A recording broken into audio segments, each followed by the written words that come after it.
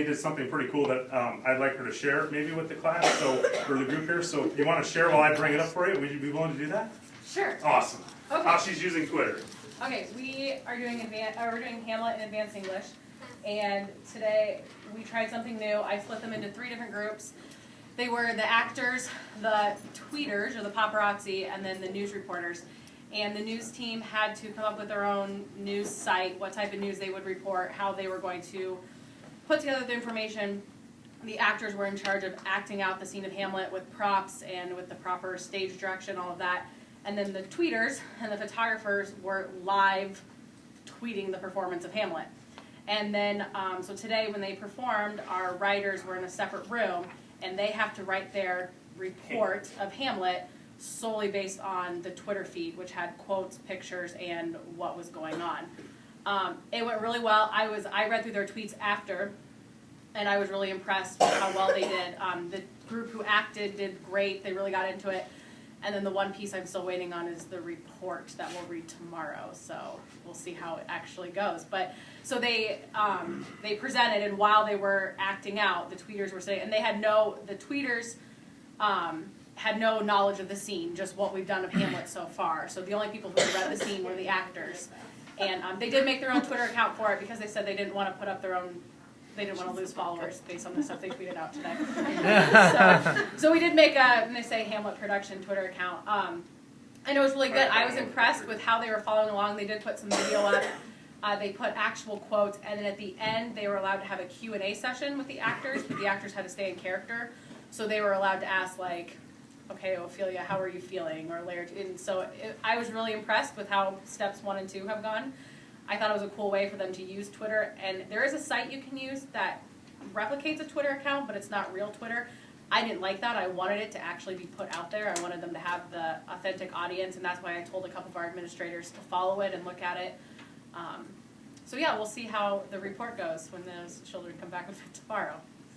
I just personally, it was like my Twitter's like blowing up in my pocket, and I'm reading these things as I go, and I started favoriting, and then next thing I realized I'm going to favorite like 400 of these, as every single one is different. But at the end, I felt like I sat right there in your class. I mean, that was the part that was really cool about it, that your students in a really short, quick way, were able to portray exactly what they were learning, exactly what they were seeing in class, and it was really cool. And it was cool because it was their own words. Some of them, they even asked, the reporters came back in and they said, did you write some of those? And I said, no, it was all them. And so I was really impressed with that. Was their interpretation of what was happening in class that day. So, yeah. Cool. Thanks for sharing. Mm-hmm. Thanks for liking all of them, giving us an authentic audience. Definitely. So, yeah. I'm done. I'm finished. You should be able to jump right in.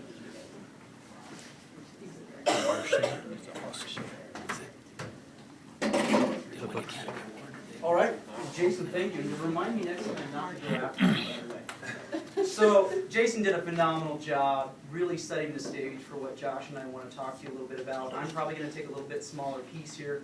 I just want to make sure that we're moving and aligning and trying to make sure it's clear. I think, Liz, you said it best.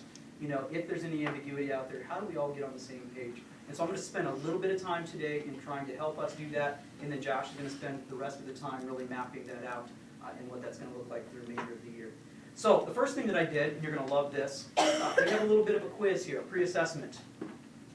And what I'd like you to do is just take a minute, reflect, feel free to talk for a second at your table. We have 3 quotes here. Learn by doing. What we do matters, and the work is the work. Take about 30 seconds to a minute. See if you can figure out who authored these quotes. Go. Don't all talk at once.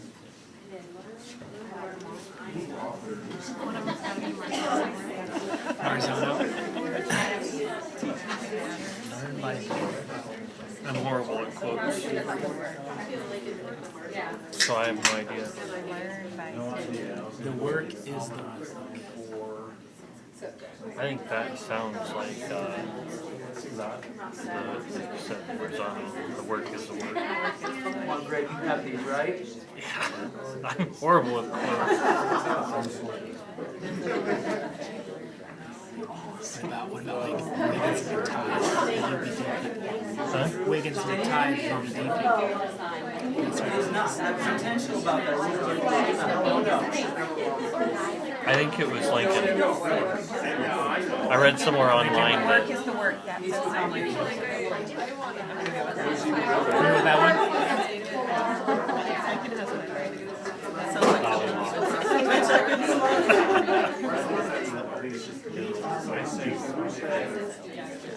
These are all Mr. Martin quotes. I said these. Bring it back to large group. Raise your hand if you know authors of any one of these quotes. Raise your hands if you know the author. Oh, come on, please. Josh wanted to say. Maybe throw out one. Which one? Marzano, possibly. Which one? I have no idea. Learn by doing. You're guessing. Yes. Josh, you knew one?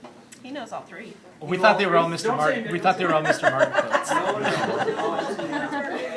Oh, they're not. Josh, anybody else want to take a guess? Or shall I say, if you know. Josh, who did Learn by Doing? I want to put you on the spot. Lincoln. Wiggins. McTie. I'm gonna keep guessing. No. One of the George. things we talked about Washington. was PLCs, and Jason did a great job talking about one of those layers of PLCs. One of the most renowned authors of PLCs, anybody? Richard DeFore. Actually, this is the title of one of their very famous books. And so when we talk about PLCs and collaboration, this is probably the greatest authority on what those look like. And again, I have a point here. What we do matters. And I probably use this. Matter of fact, I used to have this as a tagline. Anybody want to chime on? What we do matters is John Hattie. And if you remember, John Hattie has the meta-analysis book that I've referred to a number of different times. And one of the points that he wants to make there is that what you do matters each and every day. The learning that we're doing in PL, the learning that you do when you're collaborating, it matters. And again, I'll talk a little bit more about that as we go further into my discussion here. The work is the work. This one's maybe a little more obscure. Richard Elmore.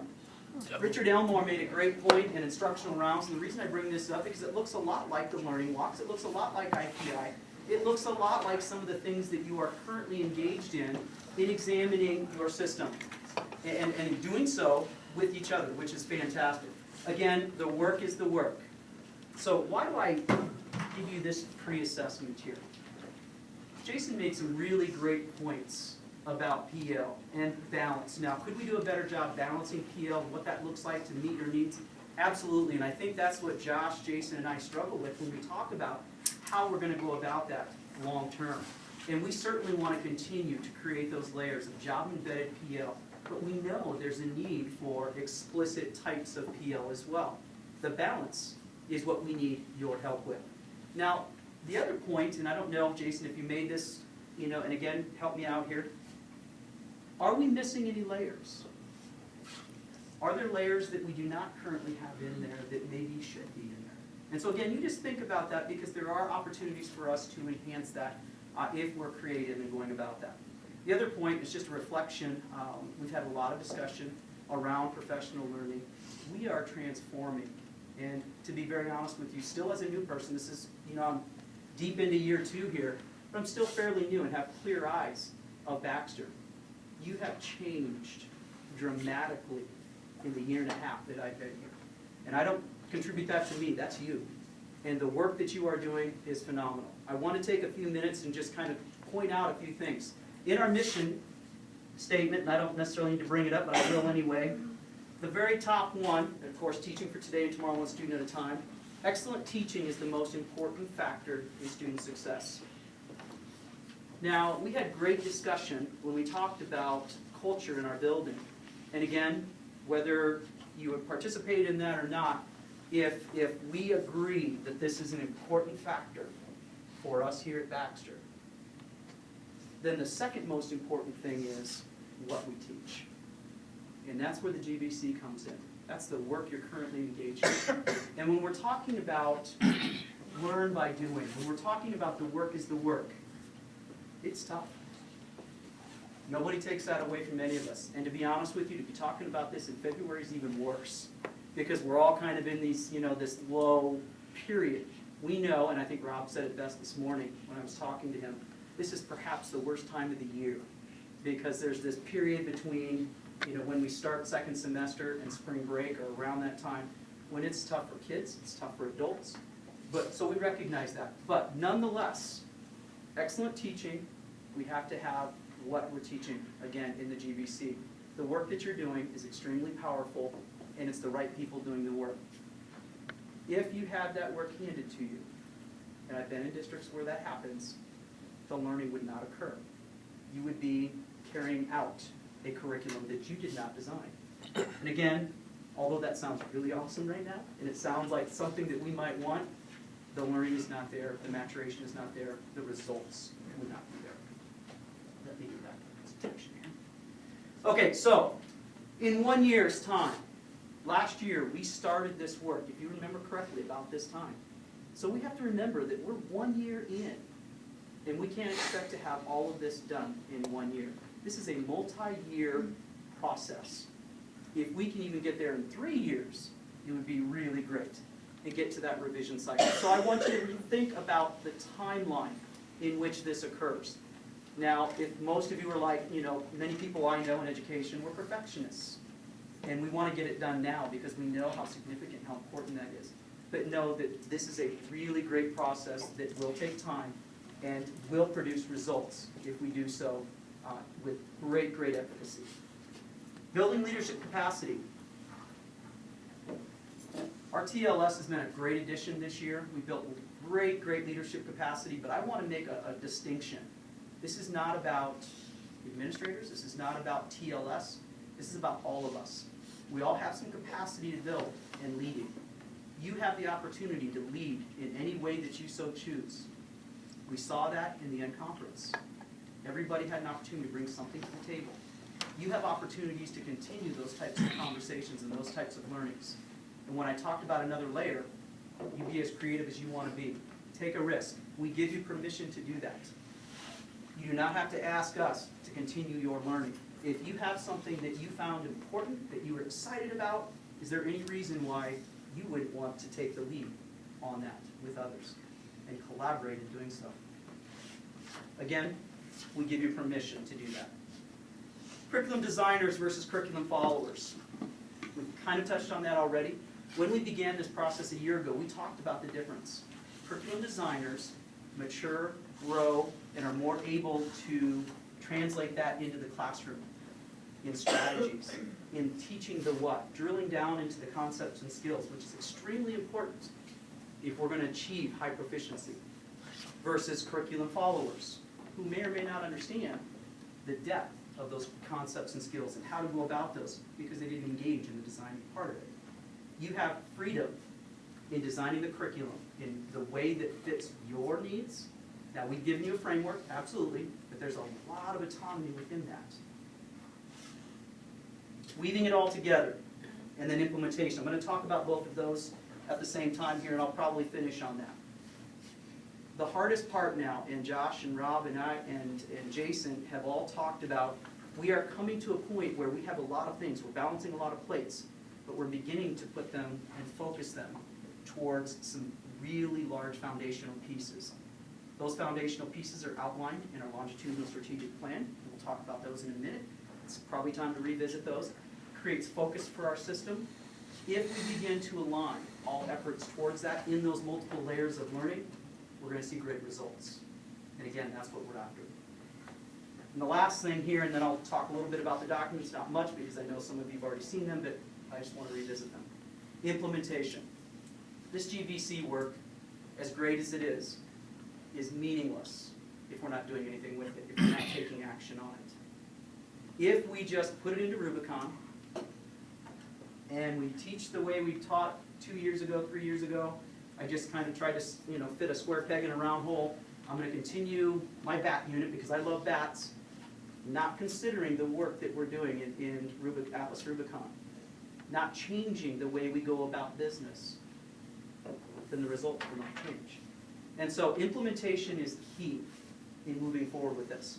Now, we recognize that we're still beginning stages.